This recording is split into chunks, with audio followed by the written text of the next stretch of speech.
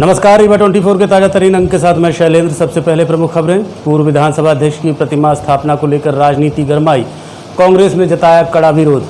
जबा थाने में 2 पुलिसकर्मियों का युवक के साथ मारपीट करने का वीडियो हुआ वायरल।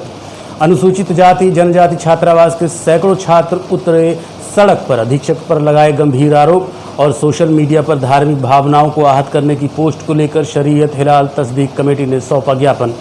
इन खबरों सहित अन्य खबरें विस्तार से। पूर्व विधानसभा अध्यक्ष व रीवा जिले के अंतिम महाराजा की प्रतिमा स्थापना पर रोक लगाने के चलते आज कांग्रेस ने पत्रकार वार्ता का आयोजन किया। पूर्व विधानसभा अध्यक्ष श्रीयुत श्रीनिवास तिवारी और महाराजा मार्तंड सिंह की प्रतिमा लगाए जाने को लेकर चल रही अड़चनों के चलते कांग्रेस पार्टी ने कड़ा विरोध दर्ज कराया है। मामले को लेकर आज एक पत्रकार वार्ता का आयोजन किया गया। क्या कहना है कांग्रेस नेताओं का, जानने के लिए चलते हैं पत्रकार वार्ता में।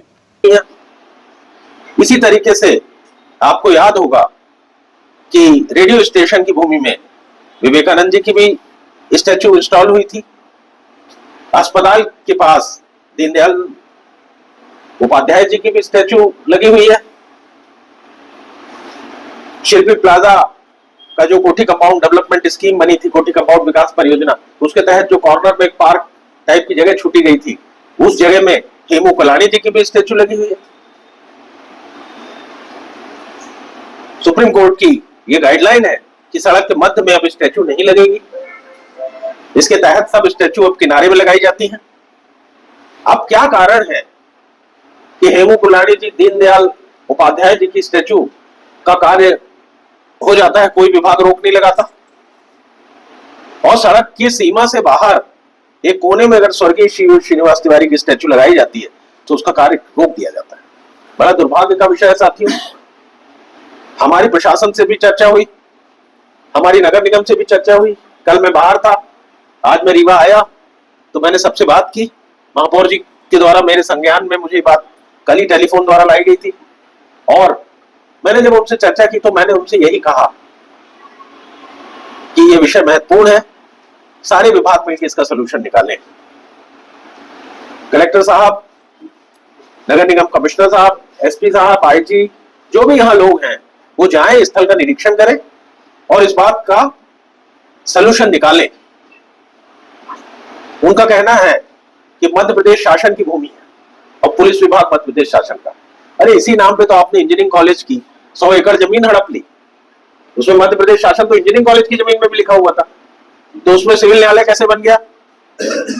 उसमें वो वो क्या है, जंगल बनाया, शहर वन, वो कैसे बन गया? माखनलाल चतुर्वेदी कैसे बन गए? विश्वविद्यालय कैसे बन गए? पीछे आवास बनाए गए हैं, प्रधानमंत्री आवास, वो कैसे बन गए? इंजीनियरिंग कॉलेज में जब ऐसी बात हुई थी तो तत्कालीन कलेक्टर से मैंने पूछा था कि ये इंजीनियरिंग कॉलेज की भूमि है, इसमें ऐसा क्यों हो गया? तो उन्होंने मुझसे कहा कि वो भूमि इंजीनियरिंग कॉलेज की नहीं है, वो मध्य प्रदेश शासन की।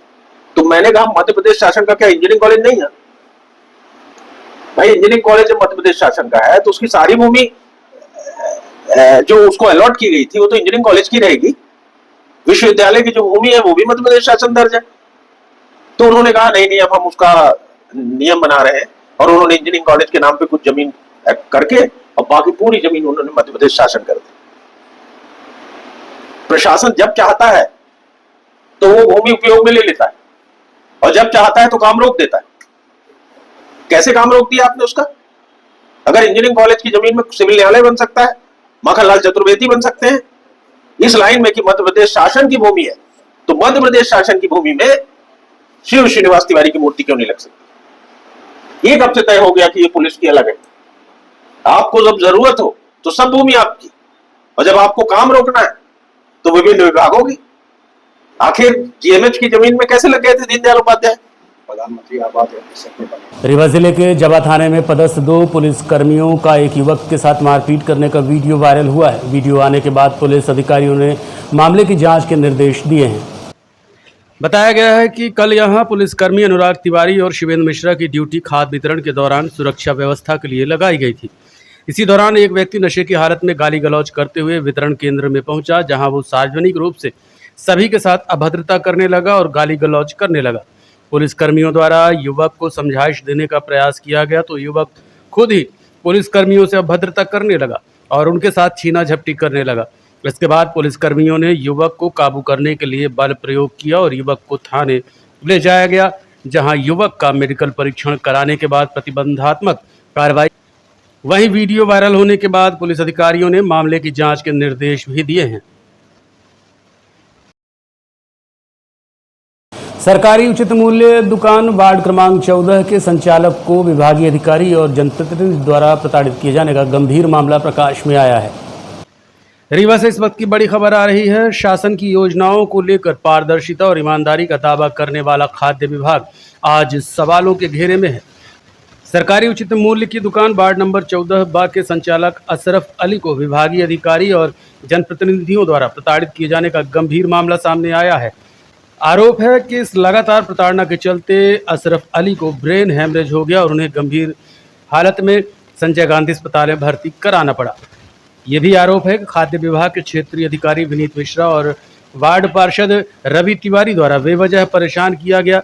लंबे समय तक चले इस मानसिक दबाव का नतीजा खतरनाक निकला और अशरफ अली को ब्रेन हैमरेज हो गया।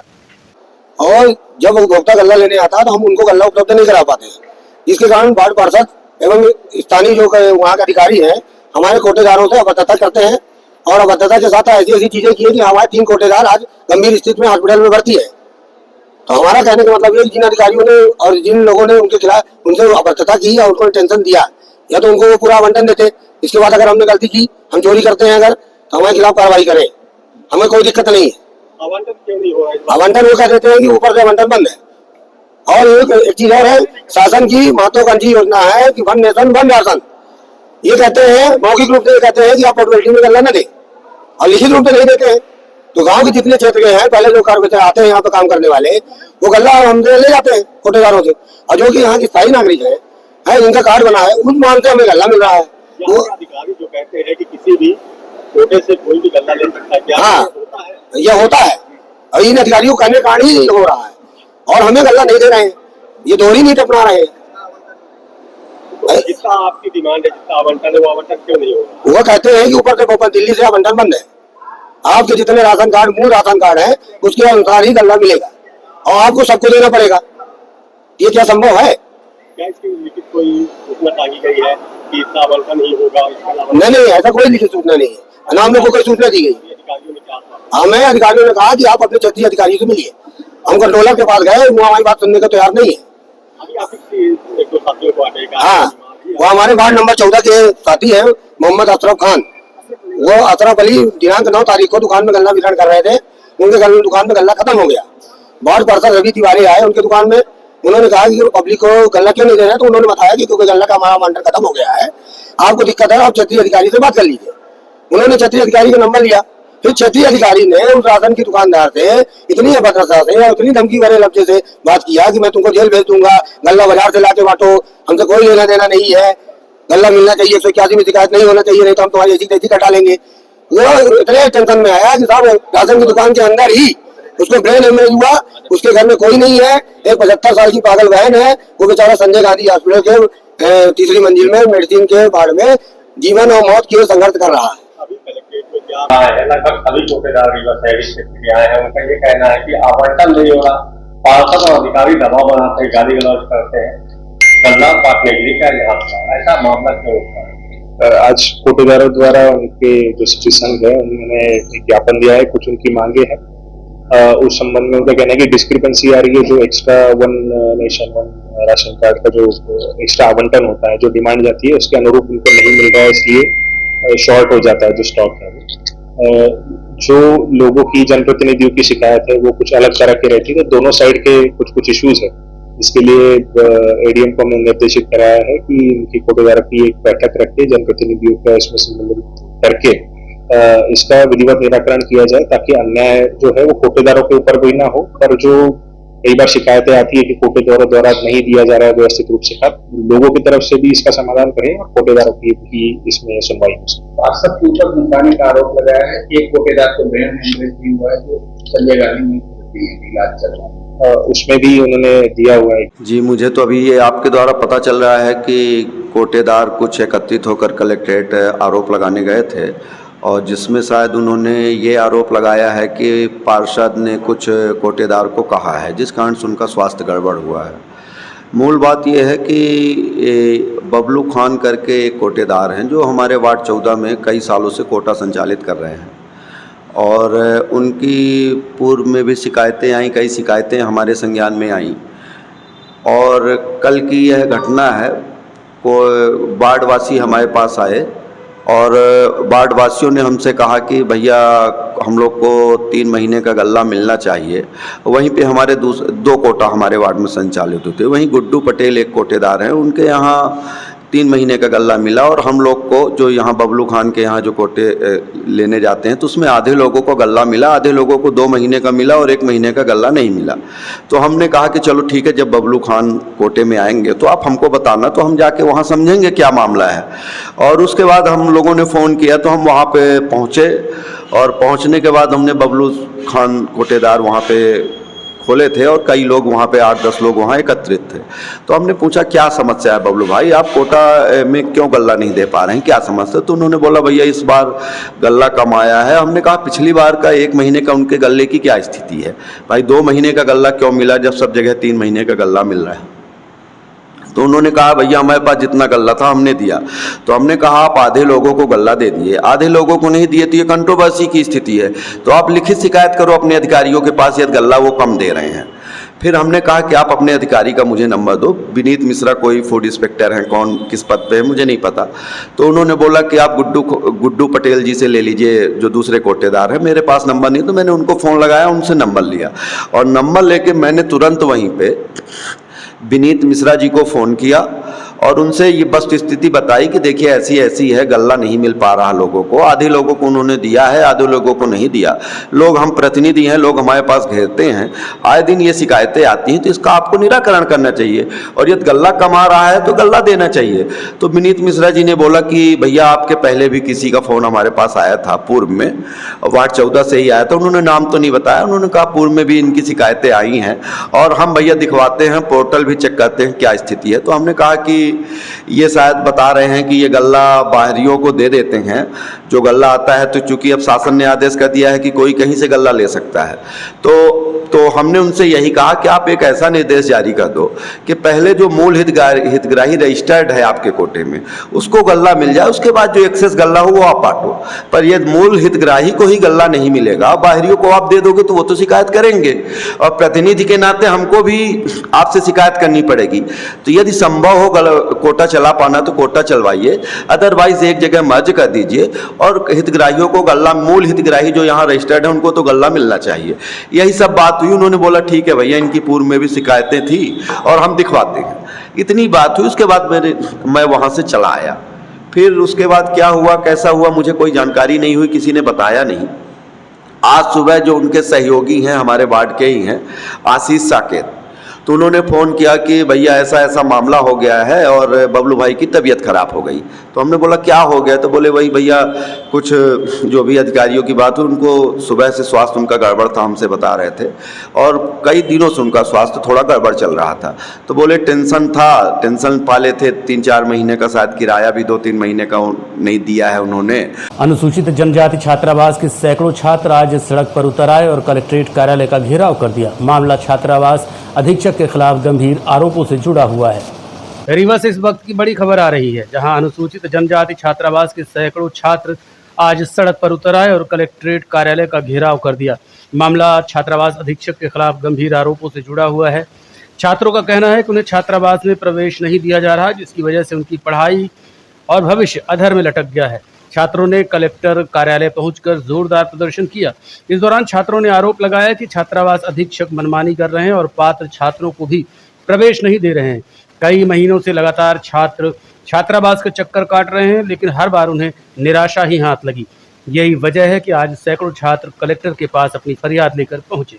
छात्र लगातार पढ़ रहे हैं सर, अचानक से हम लोग को बाहर कर दिया गया नाम काट के, जो कि हम लोग बीएड में एडमिशन लिए हैं सर। इसकी वजह से सर परेशान हो रहे हैं लड़के। सर कोई 80 किलोमीटर से, कोई 100 किलोमीटर दूर से यहाँ पे छात्र आए हैं पढ़ने के लिए सर। और सर यहाँ नियम कानून बताया जाता है सर, उन छात्रों को अवेलेबल करा एडमिशन दे दिया जाता है सर जिनका 48% है, 55% है, और सर जो 60 के ऊपर उनका एडमिशन मतलब कोई महत्व नहीं। सर जो वो मतलब कि जो हक अधिकार के लिए लड़ता है सर, उनका सीधे बाहर का रास्ता दिखा दिया जाता है सर। ये समस्या से हम लोग आए सर से मिलने के लिए। कल हमारे पास तहसीलदार साहब आए थे, उन्होंने बोला था कि समस्या का समाधान करेंगे, लेकिन कोई समस्या का समाधान नहीं हुआ सर। इसलिए हम लोग जब मतलब इस तरह संख्या से बाहर हुई तब हम लोग यहाँ पे आए सर, और सर से मिलेंगे अपनी। सर पोस्ट मैट्रिक 3 सर, सभी छात्रावास से 3, 1, 2, 3 और एसटी के 4 सर सभी छात्र आए हैं सर। कोई ऐसा कोई नियम नहीं है सर, वो बता रहे हैं कि ऐसा नियम है बस हो गए सर। एसटी में एडमिशन दिया जाता है सर, ट्राइबल विभाग से ही एसटी भी जुड़ी है, उससे तो बाहर नहीं है सर, उसमें एडमिशन दिया जाता है। लेकिन सर 3 और 1 में और 2 में बोल दिया जाता है एडमिशन नहीं होगा सर। तो ये सर बताइए हम लोग कहाँ जाए, छोड़ दें अपनी पढ़ाई लिखाई छोड़ दें सर, आप ही लोग बताइए सर।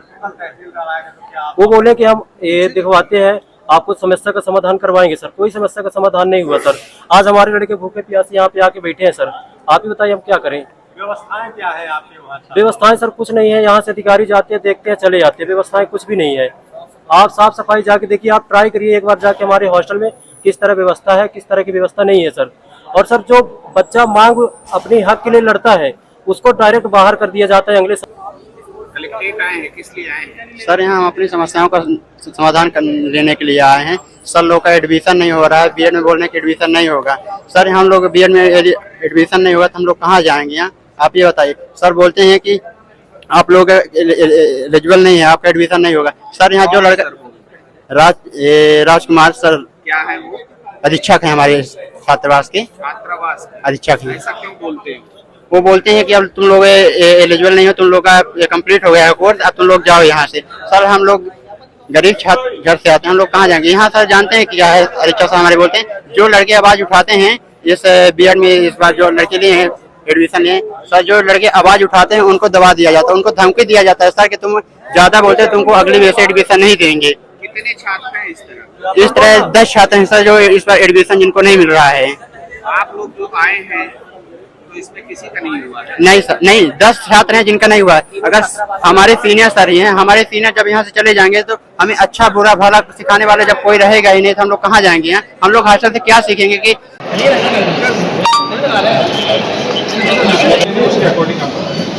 दो लोग आपका क्या नाम है? संजय गांधी अस्पताल प्रबंधन और सिक्योरिटी गार्ड्स पर गंभीर आरोप लगे हैं। कल देर शाम संजय गांधी अस्पताल रीवा में उस वक्त हड़कंप मच गया जब एक मासूम बच्चे को गंभीर हालत में परिजन लेकर पहुंचे थे। डॉक्टरों ने जांच के बाद बच्चे को मृत घोषित कर दिया। दुख की इस घड़ी में परिजनों ने किसी तरह से प्राइवेट एम्बुलेंस बुक कर बच्चे के शव को घर ले जाने का इंतजाम किया, लेकिन जैसे ही परिजन एम्बुलेंस लेकर रवाना होने लगे, अस्पताल गेट पर मौजूद सिक्योरिटी गार्ड ने एम्बुलेंस को रोक लिया। न केवल शव को उतारने की कोशिश की गई बल्कि परिजनों से धक्का मुक्की और मारपीट तक की नौबत आई। इस पूरे घटनाक्रम से आक्रोशित परिजनों ने अस्पताल परिसर में हंगामा खड़ा कर दिया। परिजनों का आरोप है कि शासन की ओर से गरीब परिवारों को मृतक वाहन सुविधा फ्री में उपलब्ध कराई जाती है, लेकिन अस्पताल प्रबंधन ने कोई मदद नहीं की, उल्टा गरीब परिवार को एम्बुलेंस किराए पर लेनी पड़ी।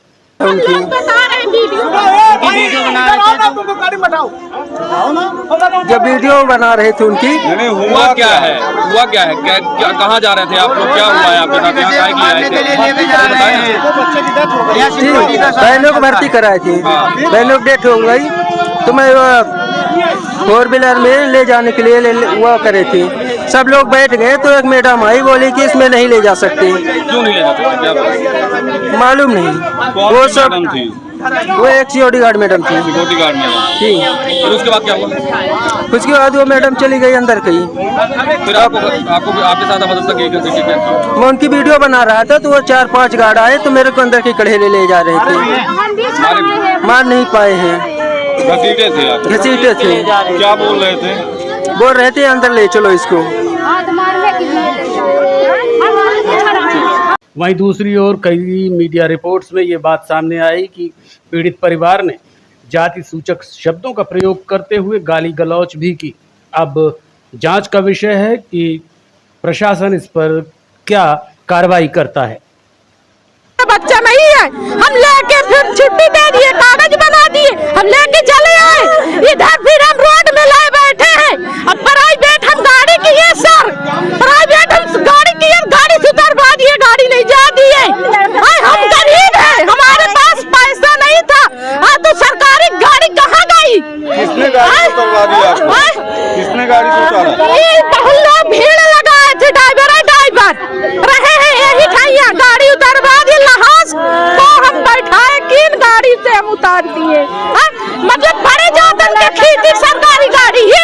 के गार्ड भी आपके साथ कुछ अभद्रता किए हैं? हाँ किए हैं, हमारे भाई के खसेल के मारने अंदर ले जा रहे हैं।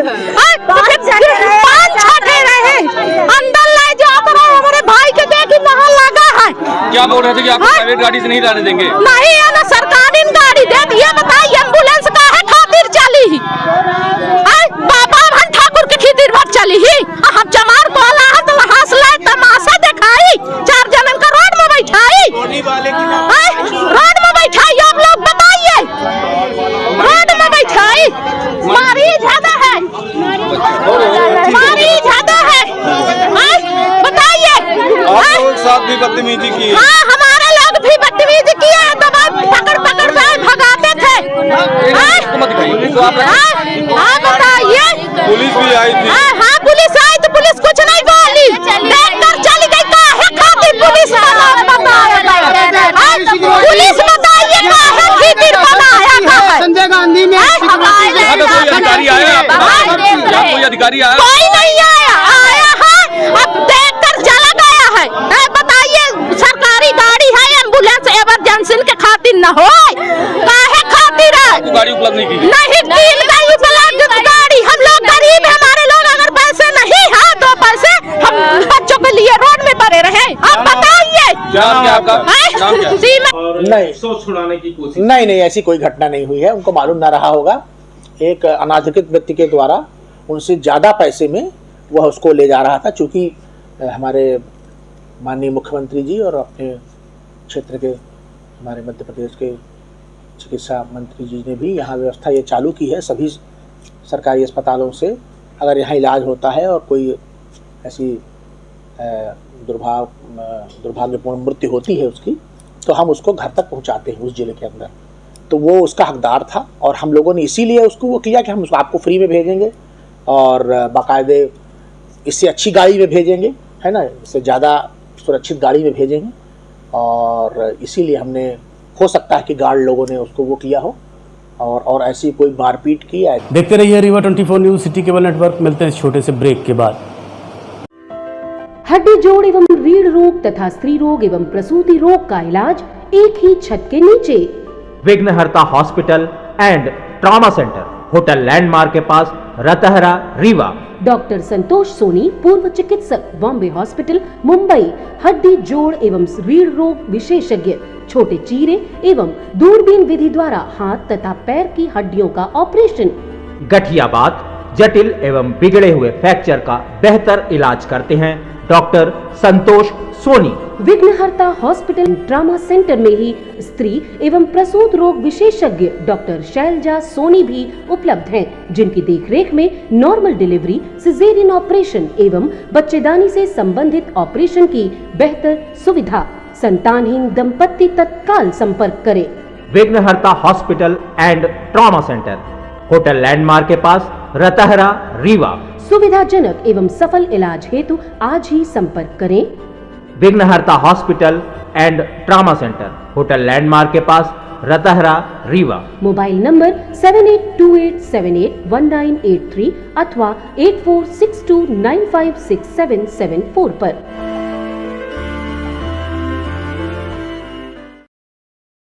जबा तहसील अंतर्गत जनपद पंचायत का एक ऐसा गांव है जो आज़ादी के दशकों बाद दबंग के किए गए अतिक्रमण के चलते आज भी विकास से कोसों दूर है। देखिए ये खास रिपोर्ट।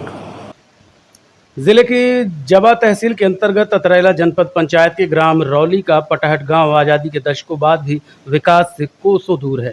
गांव की मुख्य समस्या है दबंगों द्वारा किया गया अतिक्रमण। ग्रामीणों का कहना है कि गांव के आम रास्ते पर दबंगों ने घर, बाउंड्री वॉल, चबूतरे और बाड़ बनाकर कब्जा कर लिया है। नतीजा ये हुआ कि लोगों के निस्तार और आवाजाही के रास्ते पूरी तरह से बंद हो गए हैं। जब भी ग्रामीण अतिक्रमण हटाने की मांग करते हैं, दबंग गाली गलौज के साथ मारपीट पर उतारू हो जाते हैं। कई बार शिकायतों के बावजूद अब तक कोई ठोस कार्रवाई नहीं हुई।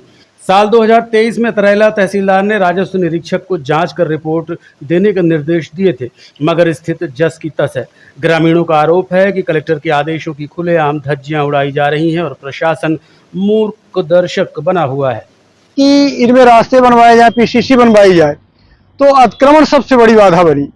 और अतिक्रमण के लिए किसी को हटाने गए तो उन्होंने बोला आप सीमांकन कराओ। सीमांकन के लिए 3 बार सीमांकन शुल्क 1,000 रुपया जा करके ऑनलाइन जमा किया गया और जो तत्कालीन नायब तहसीलदार महोदय थे उनके समक्ष फाइल प्रस्तुत किया।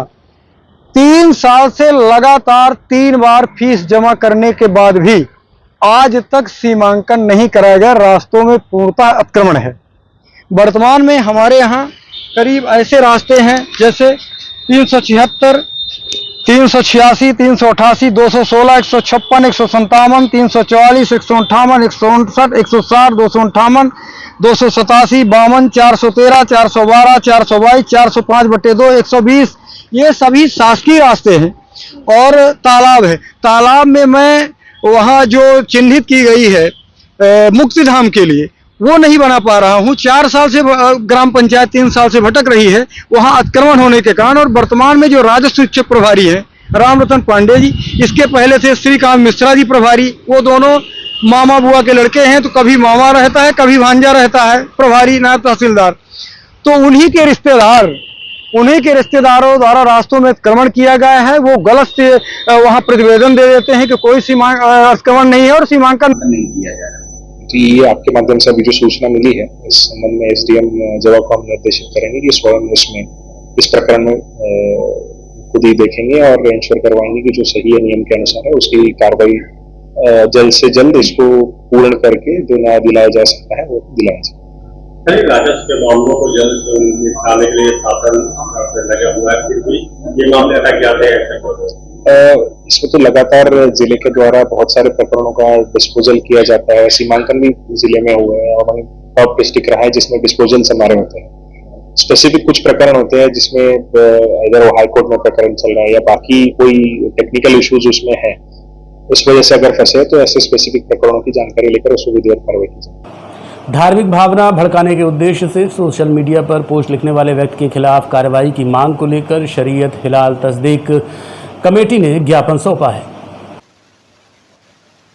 रीवा जिले में शरीयत हिलाल तस्दीक कमेटी ने मुख्यमंत्री को एक ज्ञापन भेजा है। ज्ञापन में आरोप लगाया गया है कि सोशल मीडिया पर एक व्यक्ति द्वारा धार्मिक भावनाएं आहत करने वाली आपत्तिजनक टिप्पणी की गई है। कमेटी ने संबंधित व्यक्ति की तत्काल गिरफ्तारी और कड़ी कानूनी कार्रवाई की मांग की है।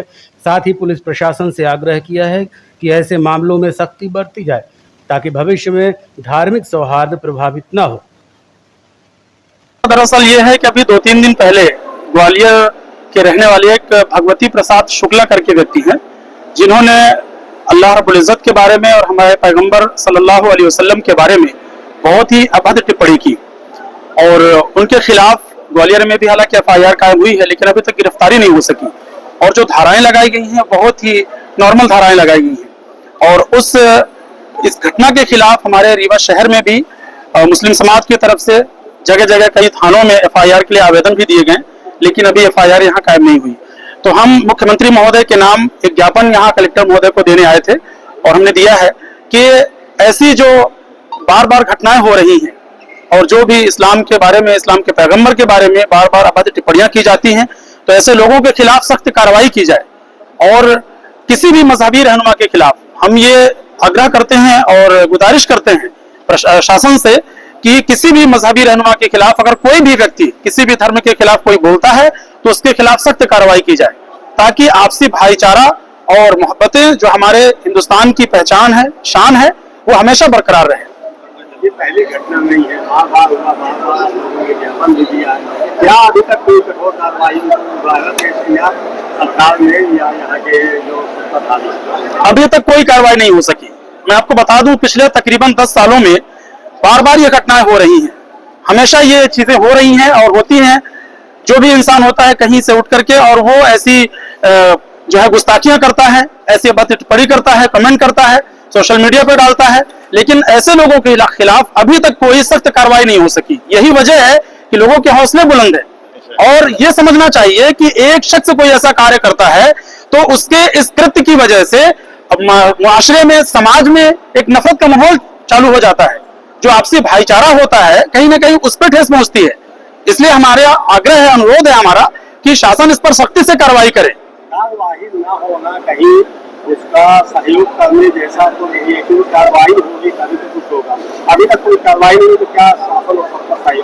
अब ये तो शासन का काम है, वो देखें, उनके बस की बात है कि वो कैसे लोगों को और लोगों के दरमियान अपने प्रदेश के लोगों को किस तरीके से भाईचारे के साथ, मोहब्बत के साथ सभी समाज के लोगों को एक साथ लेकर के आगे चलें, और कोई भी नफरती माहौल या ऐसा कोई कमेंट्स कोई अगर करता है तो उसके खिलाफ कार्रवाई की जाए। मैं फिर से कहूंगा कि मेरी गुजारिश यह है कि किसी भी मजहबी रहनुमा के खिलाफ अगर कोई काम ऐसा करता है, चाहे किसी भी। देखते रहिए Rewa 24 news, city cable network. मिलते हैं इस छोटे से ब्रेक के बाद। विंध्य क्षेत्र का शिक्षा पथ प्रदर्शक Pentium point group of institutions Rewa, जो पिछले 25 वर्षों से ज्ञान, गुणवत्ता और विश्वास का प्रतीक बना हुआ है। इस प्रतिष्ठान के अंतर्गत संचालित है Pentium point college of pharmacy, मान्यता प्राप्त फार्मेसी काउंसिल ऑफ इंडिया से, जहां संचालित हो रहे हैं बी फार्मा 4 वर्षीय और डी फार्मा 2 वर्षीय जैसे professional course. Pentium point college of law, मान्यता प्राप्त bar council of India new Delhi से, जहाँ उपलब्ध है देश के भविष्य निर्माता विद्यार्थियों के लिए BCom LLB, BBA LLB, BA LLB 5 वर्षीय, LLB 3 वर्षीय और LLM 2 वर्षीय जैसे रोजगार परक पाठ्यक्रम। Pentium point college of management approved by AICTE, जहां संचालित है हाईली डिमांडेड MBA 2 वर्षीय कोर्स। साथ ही Pentium point technical college Rewa का एकमात्र संस्थान जहां AICTE से मान्यता प्राप्त BBA और BCA जैसी तकनीकी पाठ्यक्रम संचालित है। रेगुलर कोर्सेज में BCom, BSc, BA तथा स्नातकोत्तर स्तर पर MA history, economics, sociology, MSc chemistry, biotechnology, computer science और PGDCA डिप्लोमा भी उपलब्ध है। यहाँ शिक्षण कार्य नेट, सेट व PhD धारक प्राध्यापकों द्वारा कराया जाता है। साथ ही उच्च गुणवत्ता की प्रयोगशालाएं, pharmacy lab, biotechnology lab, computer lab, moot court और विशाल पुस्तकालय संस्थान की विशेषताएं हैं। बौद्धिक और सांस्कृतिक गतिविधियों के लिए एक अत्याधुनिक ऑडिटोरियम, खेल गतिविधियों हेतु इंडोर और आउटडोर स्टेडियम, जहाँ शिक्षा के साथ संपूर्ण व्यक्तित्व का विकास सुनिश्चित है। So please visit Pentium point where vision meets excellence. Admission open, so visit today Pentium Point Group of Institutions Rewa. जी हाँ, विंध्य क्षेत्र का शिक्षा पथ प्रदर्शक Pentium Point Group of Institutions Rewa, जो पिछले 25 वर्षों से ज्ञान, गुणवत्ता और विश्वास का प्रतीक बना हुआ है। Yes, one and only Pentium Point Group of Institutions Rewa. 22 वर्षीय युवक की संदिग्ध परिस्थितियों में मौत हो गई, जिसके बाद परिजनों ने दोस्तों पर ही हत्या का आरोप लगाया है। बोधाबाग के रहने वाले शुभम तिवारी की संदिग्ध परिस्थितियों में मौत हो गई। परिजनों का कहना है कि कुछ दोस्त कार में लाद कर लाए और घर में छोड़कर चले गए, लेकिन घर वालों से मुलाकात तक नहीं की, जिससे संभावना है कि उनके पुत्र की हत्या की गई है। शुभम की मां ने मांग की है कि पूरे मामले की जांच की जाए और CCTV फुटेज के आधार पर आरोपियों को गिरफ्तार किया जाए। आपको बताते चलें कि शुभम तिवारी विनोद शुक्ला ठेकेदार के यहाँ भोपाल में काम करता था। बोल तो रहे हैं जो लाए हैं कि एक्सीडेंट हुआ है, लेकिन एक्सीडेंट हुआ है तो हमको कैमरे में दिखा दिया जाए, और मारे हैं तो वो भी दिखा दिया जाए। ये कहाँ की घटना बता रहे हैं? जो लाया गया है वो लड़का बोल रहा है, जो मोबाइल दिया है कि TRS कॉलेज के पास। कितने लड़कों के साथ गया था? तो 3 ठो आए थे 4 व्हीलर में लेके और छोड़ गए हैं यहाँ पे। तो आपका बच्चा उनके साथ दोस्तों के साथ गया था? घर से तो अकेले गया था, लेकिन ले आए हैं यहाँ 4 व्हीलर में, 3 लोग थे। हाँ, और ले आके और ऐसे करके और चले गए हैं। हमको नहीं ताके हैं कि हम आए तब हो जाए, हमको नहीं ताके। फिर हम फोन लगाए हैं, जो लड़का मेरा। आपका बच्चा किनके साथ था? किसी के साथ था? हाँ, उसका नाम था, वो निखिल का भाई है, ये गल्ला मंडी के पास। वो आपके घर मोबाइल भी छोड़ गया क्या? यहाँ पहुँचा गया हॉस्पिटल में मोबाइल। अब गाड़ी लिए थे। अब यहाँ तो पैदल आया, बोला पैदल आए हैं। हाँ, 2 बार फोन लगाए तो बोला पैदल आ रहे हैं। एक आदमी बोला कि गाड़ी धो गई। आपके बच्चे के पास मोटरसाइकिल थी कि नहीं? नहीं थी उसके पास। किसी दूसरे के साथ था? हाँ, वो दूसरे के साथ था। क्या नाम था बच्चे का? शुभम तिवारी। तो एक्सीडेंट कहाँ बता रहे हैं? वो तो बता रहे हैं कि TRS कॉलेज के पास हुआ, और सिविल लाइन थाने गए तो वो बोले कि यहाँ कोई एक्सीडेंट नहीं हुआ। होता तो हमको पता चलता। फिर कैसे पता चला? अब वही जो ले आए हैं। अमैया थाने वाले बताया, अमैया थाने वाले मुंशी बताया को, जो रात में पड़े हैं तो बोलते हैं कहीं एक्सीडेंट भया है, तो सिविल लाइन जाइए, गाड़ी खड़ी है आपके। तो जो हम गए तो बोले कि हम से कोई सोचना नहीं है, और नहीं भाई आप जाइए अमैया थाना पहुँच गए तो अमैया थाने वाले कहीं नहीं सिविल लाइन में भाया, जब दूसरैया तीसरैया जाते हैं तो सिविल लाइन वाले के अमैया वाले कैमरा रही। आज के अंक में इतना ही। देखते रहिए रीवा 24 न्यूज़। नमस्कार।